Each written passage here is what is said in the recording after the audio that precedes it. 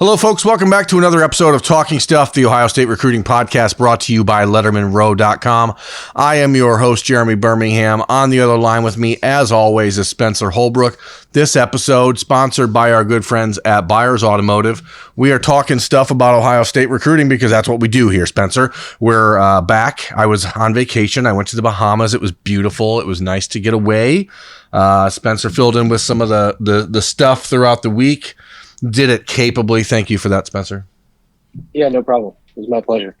As I got back to the continental United States on Friday afternoon, a couple of Ohio State's top targets in the class of 2021 dropped their top 6 on the social media, the internet, the Twitter, right? Jakailin Johnson, J.K. Johnson, whatever you want to call him, from DeSmet High School in St. Louis was one of them.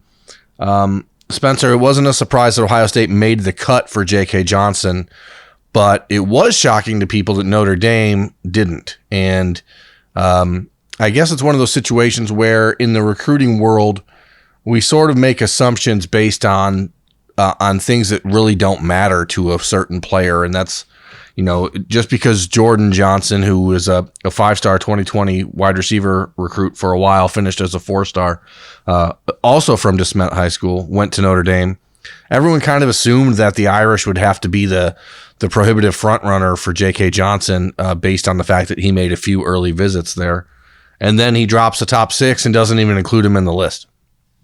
Yeah, that was kind of a shocking development, right? We kind of expected them to be in the running, but I guess the 6 that are there do make sense, right? So if he was going to cut it down to 6 and he was borderline on 1, I'm going to be the guy that makes my own decision, I guess it kind of makes sense in a way. So yeah, the thing that's interesting.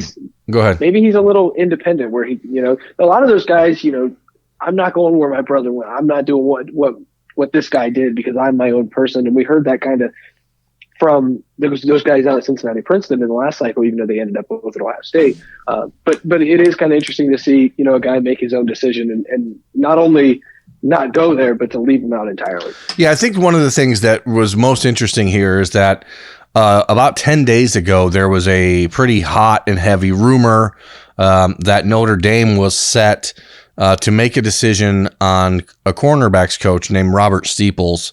And Steeples is the head coach of Jakailin Johnson at DeSmet High School. And they thought that Notre Dame was going to be hiring him to fill their vacant cornerbacks coach job. And I guess the assumption again was that if that happened, then all of a sudden that pushes Notre Dame back into the front for Johnson's eventual commitment. Notre Dame ended up choosing Mike Mickens, who was a cornerbacks coach at the University of Cincinnati and a former player of Brian Kelly's instead. And I think people made this illogical leap. I mean, it might have even been a logical leap, I guess, thinking that maybe there was this like irritation on the part of Steeples with Notre Dame, and that's why all of a sudden J.K. Johnson was no longer counting the Irish in their top 6. But I talked to Steeples on Sunday morning, and he said that there was nothing further from the truth, and it had nothing to do with Notre Dame picking someone else. So, I mean, if you were a recruit, do you think that like you would basically flip the bird to a school because they didn't hire your coach? Not necessarily, but that's me. I mean, I'm a pretty, I'm my own person, but I could see it. It's not the most, it wouldn't be the most insane recruiting thing we would hear in the 2021 cycle. Yeah. I mean, the reality is J.K. Johnson is a top 5 cornerback in the country. He wants to play at a place that is going to be championship caliber football and a good academic school. Maybe he's not looking for the campus life at Notre Dame. Who knows? I mean, it doesn't really matter what his decision is, but it also doesn't mean that the Irish are out of it because this is recruiting in the year 2020, and a kid can create and release a top 6 schools list on Sunday and then change it by Tuesday and have 6 new schools in it because none of this stuff ultimately defines them or locks them into a decision. So it's just interesting because people want to assume that there's some higher reason or some other logic that's really dictating it. and you look at the schools he's looking at, schools like Oklahoma, Ohio State, Florida, USC. I mean, these are good schools, but none of them that are on the academic standard of Notre Dame if you look at their non-athletic department requirements. So I'm just fascinated by what happens from here. Obviously, Notre Dame has had to have felt like they were in a good position with Johnson for a while. But then not having a cornerbacks coach really put them behind the eight ball.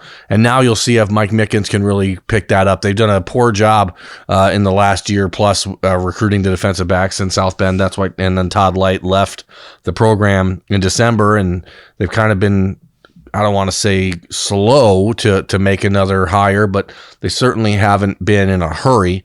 And now they hire Mike Mickens away from Cincinnati, who obviously he was doing a good job at UC. And I'm surprised that the guy wanted to leave Luke Fickell, to be honest. But that's where we're at with Jakailin Johnson. I think right now, I still think Ohio State is the team to beat in that recruitment.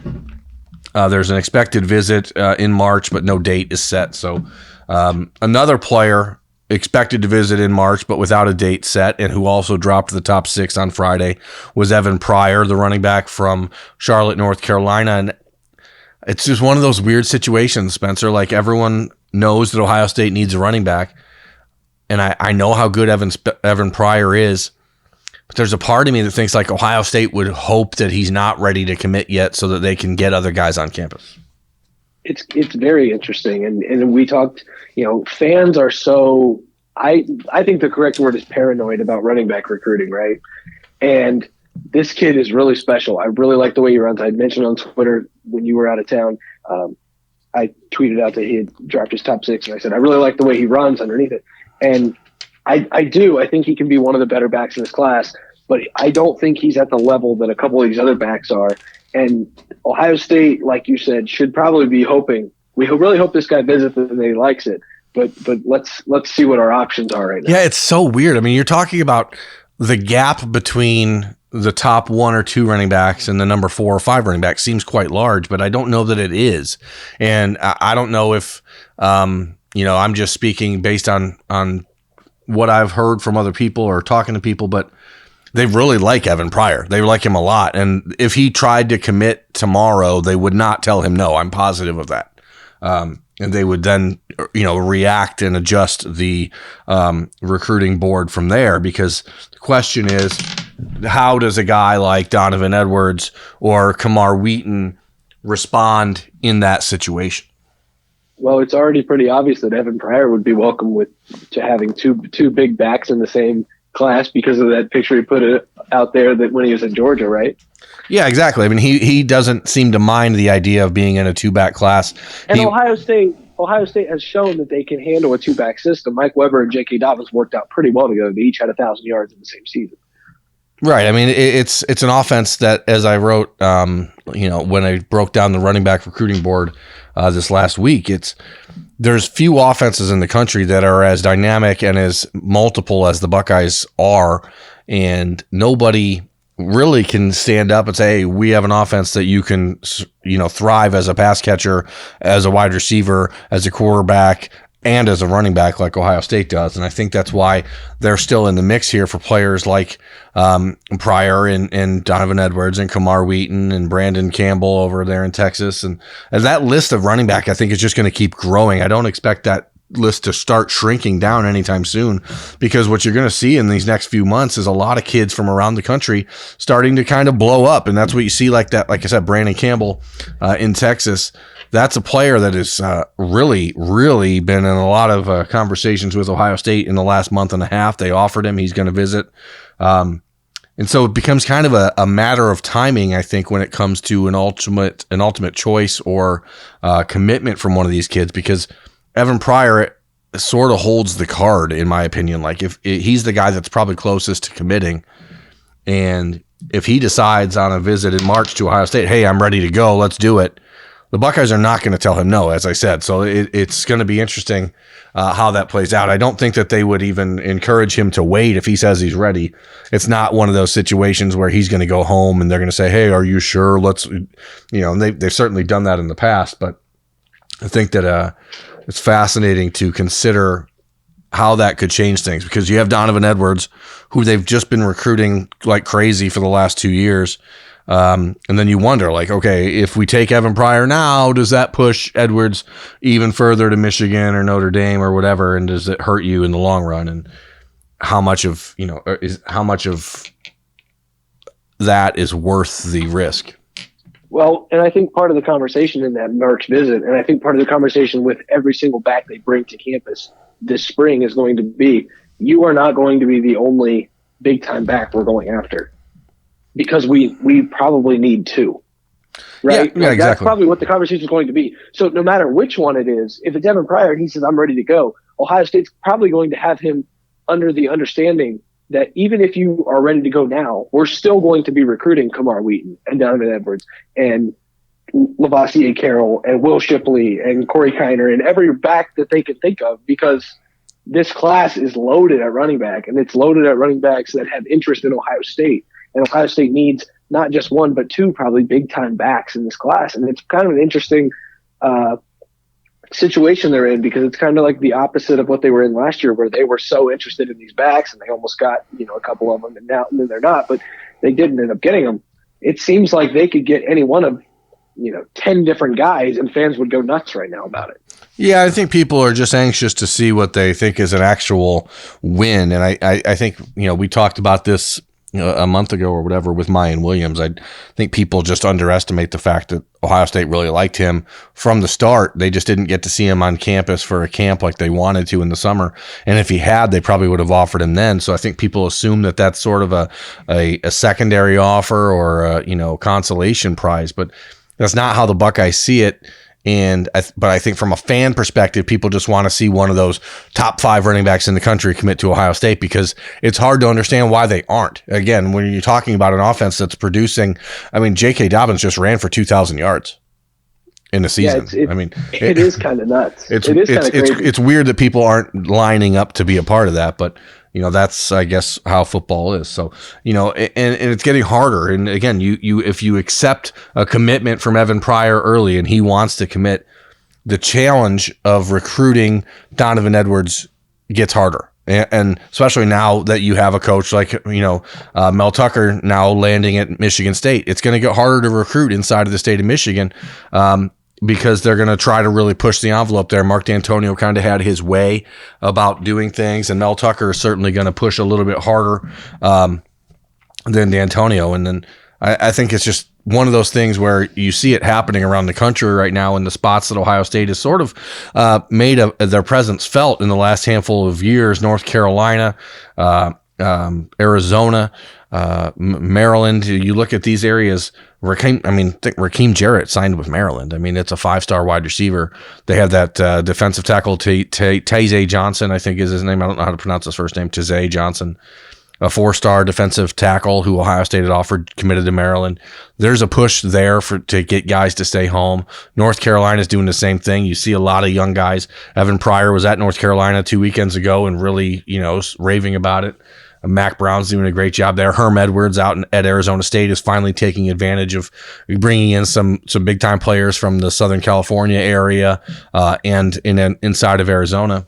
Meanwhile, Kevin Sumlin at Arizona is still just sleepwalking, but it's a dumpster fire. Yeah, it just seems like it's a lot harder right now for Ohio State to find one of these little areas. And I've talked about this over the last couple of years, but it seems like the Buckeyes, especially under Urban Meyer, always had this plan, right? They'd go to Florida when Florida and Miami and Florida State were down. And once those guys started to get better, they went to Georgia, and then Georgia was down. And then the Buckeyes moved up into Tennessee, and now Tennessee's starting to come back around. And so then they moved out west, and now they're out in Southern California making their presence there because USC and UCLA are still so mediocre.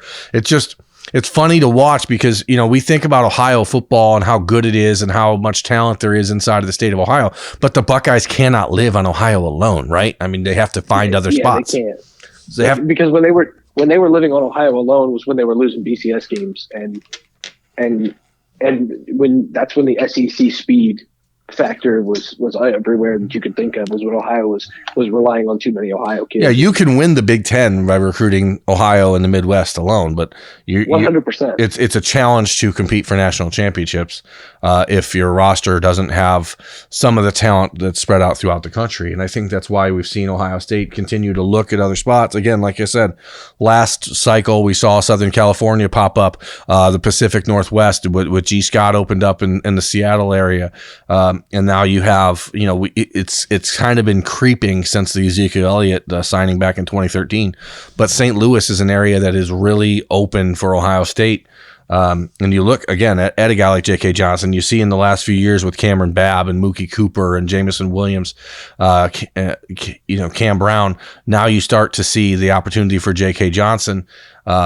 That area is starting to pop up. And so it's like, how does Missouri, who just fired Barry Odom, like, how do they respond? And it's just fascinating to watch the dominoes fall around the country and then get picked back up, because as soon as these schools hire new coaches, what do? They put all this money into the program, and there's an influx of energy and excitement. And so then it becomes harder to recruit. Like, hell, look what Greg Schiano's doing at Rutgers. I mean, it's just wild to watch. And it's interesting to me because not only does Ohio State target areas that they know are down, but then they target areas where you and I might not understand what they're doing, but there's some sort of blood in the water there. You look at what they're doing in the Pacific Northwest. You look at, like you said, what they're doing in Missouri, but also what they're doing down. They're recruiting that Texas area a lot better than you would think they could, with Jimbo Fisher, who is a fantastic recruiter. No matter what anybody says about him, he's a good recruiter. And Tom Herman, who we know has a pretty good reputation as a recruiter. It's just fascinating to me where Ohio State, these programs might not necessarily be down because Oregon and Washington are not down, but they're still going in there. They're looking. They're making sure that they're making their presence known there. If you look at the class, the 2021 class already, with the lineman they have from Houston, Donovan Jackson. Yeah, that's a kid who, you go down there right in the heart of Texas A&M, Houston, Texas area, and pluck him out of there. It's fascinating that they don't just attack the areas that they think are weak right now. They also attack the areas that they think they can have some success, even where they're. Yeah, I mean, that's the power of the brand of Ohio State football. They are one of those 3 or 4 brands right now that can walk into any high school in the country and make an impact. But, Donovan Jackson, there's a fortunate bounce in the fact that his family's from Ohio. I mean, his parents are both from Ohio, so you knew he loved Ohio to begin with. That's the case with a lot of these players too. I once heard something that somebody said, everybody's got a connection to Ohio. And it just seems even more true in recruiting. Oh, my dad's cousin grew up in Ohio. My grandparents are from Ohio. It's kind of weird how often you see that around the country, these recruits having ties to Ohio. It's the byproduct of natural demographic shift, isn't it? I mean, it has to be. You have all these people leaving the Midwest to move around the country. That means they're from the Midwest. And so they have, even though they may now be living somewhere else, the geography and the demographics are shifting, but they're still from Ohio. They still have family ties. And that still finds a way to play out. And there's almost like this, sentimental attachment for these kids who are like, oh, that's where my dad went to school. That's what my mom grew up rooting for. So that opens doors. And what's amazing to me about recruiting, and I don't know that people really understand this, but the amount of background work that has to go into finding out those things is amazing. Like the work done by Mark Pantoni and the group at Ohio State to find out, like, hey, this kid has a trainer whose dad played for the Cleveland Browns. They find the weirdest connections to really start a dialogue with these people. And like, there's a tight end in Nevada, Maliki Matavau. His trainer is from Ohio and loves the Buckeyes. And so, like, that's how these conversations start. It's really fascinating to just watch on the recruiting trail. And there's so much that goes into it. And I'm just curious, where Ohio State goes next, because Missouri is going to have to really push here. And what Illinois did a couple of years ago when they hired the high school coach from St. Louis Trinity Catholic, and made him an assistant coach. And that's why you saw Isaiah Williams, a former 5-star prospect in the class of 2019, end up in Illinois because they hired his high school coach. And these high school coaches have so much of an impact. that you see that more and more happening with these guys and these programs that have to revitalize themselves by getting the players close to home. And look what Greg Schiano did. He hired like 7 high school coaches from New Jersey. And it's not just that Ohio State will go into these areas and poach, 5 of the top 20 players. If they see that Missouri's down, they'll go in and get 1 or 2 guys from Missouri in each cycle. Like if there's seems to always be one high priority offensive lineman from Colorado. Colorado doesn't have a head coach right now. Ohio State may see an opportunity there. You always got to. Well, again, but if you look at that, Sam Hart, the tight end commitment from Colorado, there's a number of other tight ends in Colorado the Buckeyes are looking at. Offensive lineman Reese Atterbury, who they took a real good look at in the 2020 cycle. It's the middle of the country right now is lacking in some of its big time football programs that are historical ones. I mean, Colorado, Missouri, these are programs that have had some success, and the Buckeyes are taking advantage of that stuff right now. And I could talk about the nuance of this stuff all day, but I do want to mention again, while I was on vacation, I don't want to call it a vacation. While I was taking a minor break, I did right. Did you work? I mean, every single day, yeah. Oh, okay. Well, then I guess it's not quite a vacation. You were on the beach. It's a vacation. Yeah, I mean, whatever. I mean, I had to write, 5 stories. It snowed here. It snowed here. It didn't snow there. No, it did not snow there. That's true. But obviously, the situation with Amir Reap and Jocelyn Wint, and those 2 being dismissed from the Buckeye football program. Not to at all make light of what they're charged with or their situation, but as people worry, and we've talked about the numbers here, like things always find a way to work themselves out, and it sounds, cruel, I guess, to say it, but numbers find a way to work out, and you may end up in a situation at Ohio State all of a sudden where there's actually a need to go out and add another player or 2 because that's an unexpected loss from the roster that wasn't anticipated. Yeah, everybody thought they were going to be over, and it's kind of odd talking about the scholarship limit when it comes to those guys. Right. In the actuality, as we cover Ohio State football, and it does affect the scholarship limit. And if they have any more guys transfer out, they're going to be actually under. Yeah, I mean, if you look, the defensive backfield needs bodies at this point, and I mean, I'm going to start looking really at the transfer portal and touching base with a few guys in that realm to see if I can see of anyone that they're interested in. But I wouldn't be surprised if at the end of spring football there's a push to add a player or 2 in the secondary. So, I know people are going to be worrying about that or wondering about that. But when it comes to Amir and Jocelyn, hopefully whatever the truth is in their situation and will come out and justice is done, however it needs to be. But awful situation. But again, as you said, we cover Ohio State football, so we're going to talk about the ramifications of that. And I know people are wondering. So I just want to say I wouldn't be surprised if they end up turning towards the transfer portal at the end of the spring. Go ahead. I just quickly glance at what the 24/7 composite has in the transfer portal. There's former 4-star from Maryland, but you don't know if they're interested. Former 4-star from Oklahoma. The hard part is you just don't know what these kids. Yeah, you just don't know if these kids are ready to play right away. If they have to graduate, there's all these nuance and side stories that you just don't know. So it's hard to speculate too much. But go ahead. And everything that happened now that Ohio State is actually very thin at defensive back, when last year it actually looked like that was one of their deepest positions. They looked very deep. All the talent that was assembled there. One of the most interesting pieces of this entire puzzle now is the fact that Isaiah Pryor is playing for Notre Dame. Yeah, Isaiah Pryor was a starting safety in 2018 for the Buckeyes alongside Jordan Fuller and Brendan White, and now Brendan White's in a Rutgers uniform, and Isaiah Pryor is going to play for Notre Dame.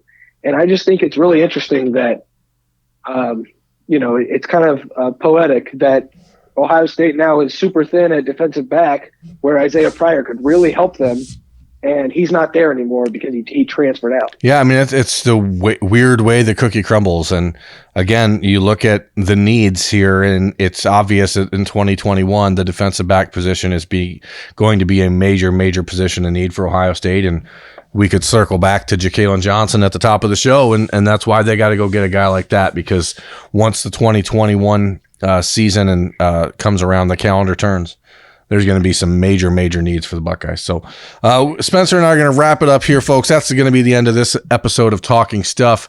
As mentioned, that's Spencer Holbrook. I'm Jeremy Birmingham for Lettermen Row. This has been Talking Stuff, the Ohio State recruiting podcast brought to you by Byers Automotive. Thanks for listening. Spencer's actually going on vacation this week, so we're going to talk to you guys again next week. Thanks again for listening. We will talk to you next time. Thanks for watching. Subscribe below to get the latest videos from Lettermen Row. We got Letterman Live, we've got the practice report, we got rapid reaction. Hey, and we got Buckeye Q with Zach Bourne. For sure. We got recruiting breakdowns with Berm. We got whatever you need. Ohio State football and Ohio State athletics, we've got you covered here at Lettermen Row.